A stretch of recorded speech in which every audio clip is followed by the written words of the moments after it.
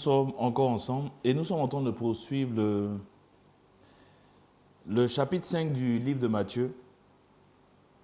Et la dernière fois, nous avons commencé par le verset 17 où Jésus dit qu'il n'est pas venu pour abolir la loi ou les prophètes, mais il est venu pour accomplir.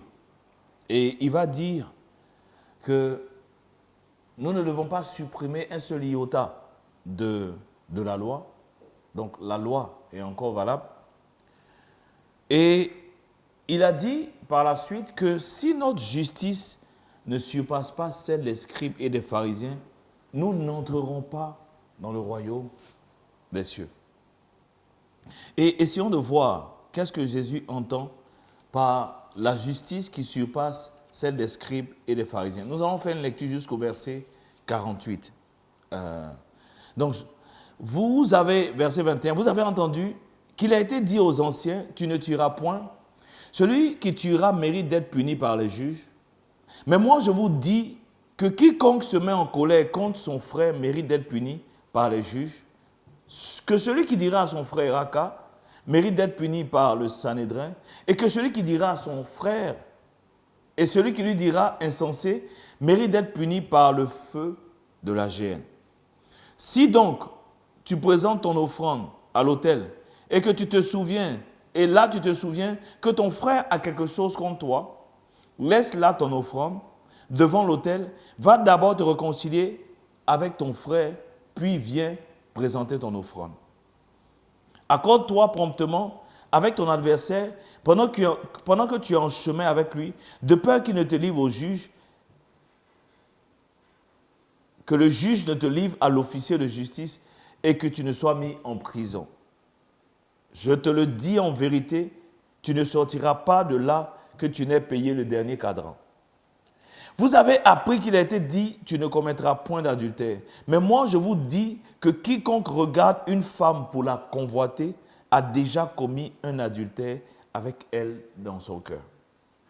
Si ton œil droit est pour toi une occasion de chute, arrache-le, jette-le loin de toi, car il est avantageux pour toi qu'un seul de tes membres périsse et que ton corps tout entier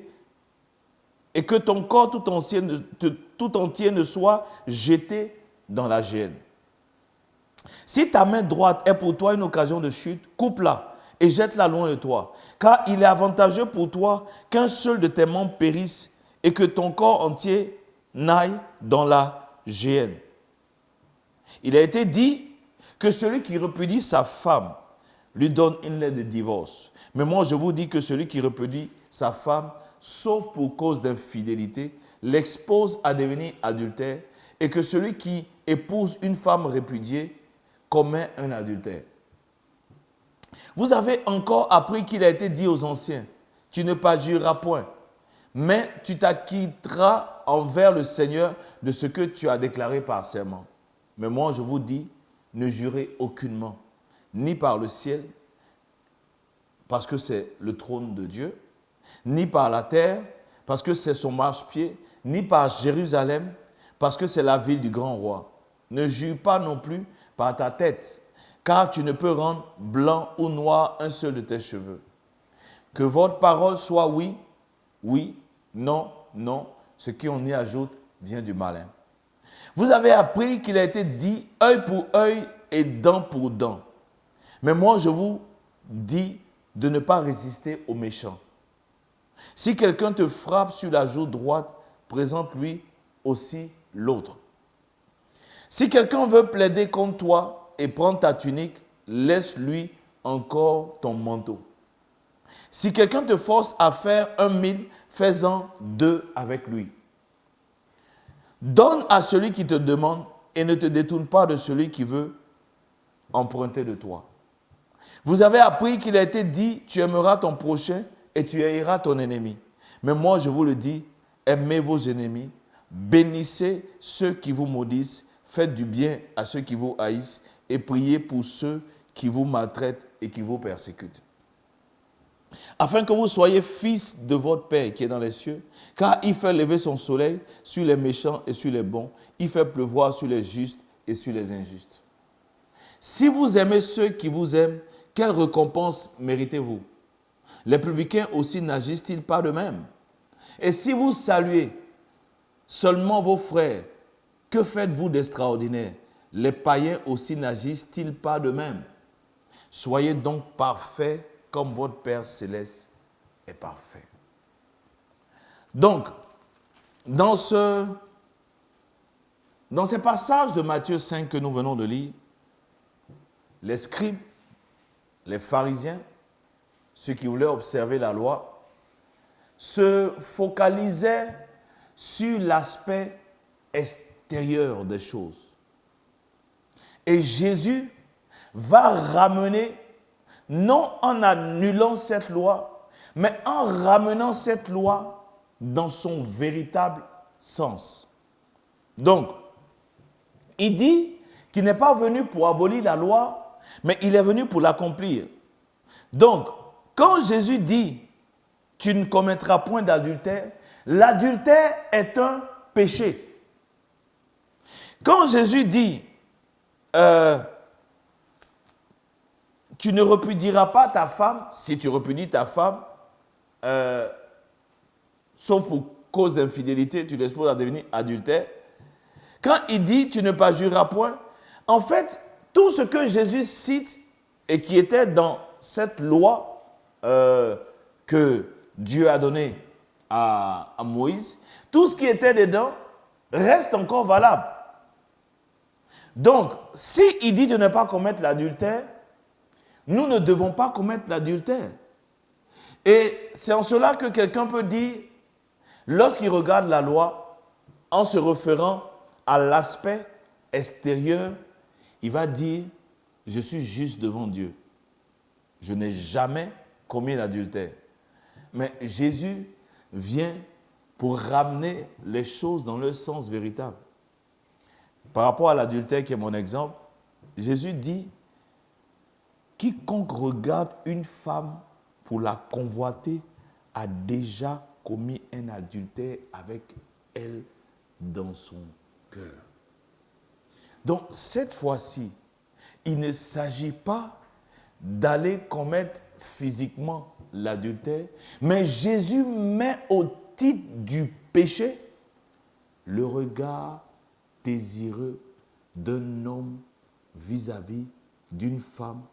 Et Jésus dit, autant si quelqu'un commet un adultère, j'ai envie d'employer le terme physique avec une femme, il a péché. Autant si quelqu'un regarde une femme pour la désirer dans son cœur, il a aussi péché. Qu'est-ce que Jésus demande par rapport à la justice qui surpasse celle des scribes et des pharisiens? Jésus dit, vous devez être parfaits. Parfaits aussi bien à l'extérieur par rapport aux exigences de la loi, mais parfaits aussi dans vos sens, dans vos regards. C'est celui qui est parfait qui peut entrer dans le royaume des cieux. C'est celui qui est parfait qui peut entrer dans le royaume des cieux. Et qui est celui qui est parfait?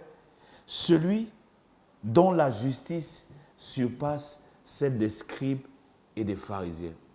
La justice des scribes et des pharisiens s'attardait sur l'aspect extérieur de la sainteté, sur l'aspect extérieur. Mais Jésus va s'attaquer à un aspect qui reste impossible à l'homme. Quelqu'un peut-être pouvait dire, je n'ai jamais commis d'adultère parce que physiquement, et je me rappelle de quelqu'un qui disait, je n'ai jamais trompé ma femme. Jésus dit si. Comment? Regardez une femme et puis avoir un flash. On a déjà trompé sa femme. Waouh!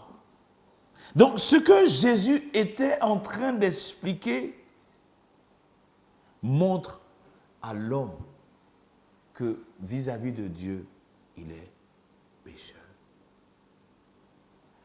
Pécheur, pas seulement en se limitant aux actions physiques, mais pécheur par rapport à l'état intérieur, par rapport à son cœur. La Bible va dire dans le livre de Jérémie, le cœur de l'homme est tortueux, il est méchant par-dessus tout. Et comme on l'a dit la dernière fois, c'est à partir de là que l'évangile prend tout son sens. Pourquoi? Personne n'est capable d'obéir à la loi telle que Jésus-Christ la présente. Personne.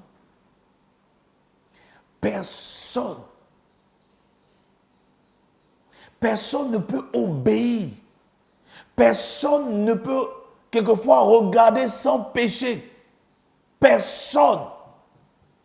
Raison pour laquelle la Bible va dire dans le livre de Romains 3, car tous ont péché et sont privés de la gloire de Dieu. Pourquoi l'évangile, tel que Jésus l'a annoncé, est un scandale pour l'homme? Parce que ça vient montrer à l'homme de manière implacable qu'il est coupable. Qu'il est coupable par rapport à la loi de Dieu telle que Jésus la présente. L'homme est coupable. S'il y a un verdict par rapport à ce que Jésus dit ici, qui s'adresse à l'homme, c'est coupable. Tu es coupable.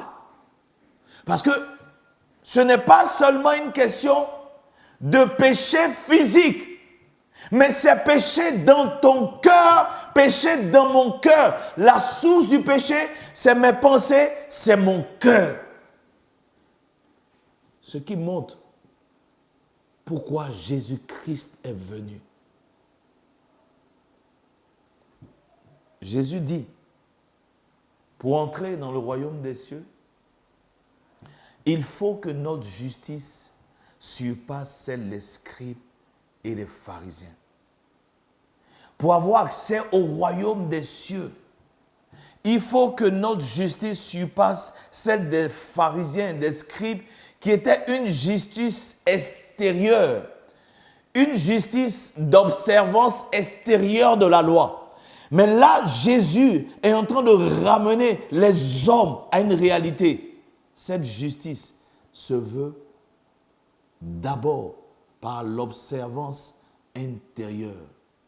Nos pensées. Nos pensées. Le péché n'est pas d'abord dans les actions. Le péché est dans la pensée. Le péché est dans le cœur. Le péché est dans ce que personne ne voit, que Dieu seul voit. Et à ce niveau, tous les hommes sont coupables. Donc, vis-à-vis de la description que Jésus fait de la loi, tous les hommes sont coupables. Tous les hommes sont coupables. Et par rapport à cela, lorsqu'on se rend compte qu'on est coupable, il faut une... Est-ce que je dois dire une offrande? Il faut apaiser Dieu. Il faut apaiser Dieu. Il faut que Dieu soit apaisé par rapport à mes péchés, par rapport à tes péchés, par rapport à nos iniquités. Et regardez ce que le livre d'Hébreux dit dans Hébreux chapitre 2.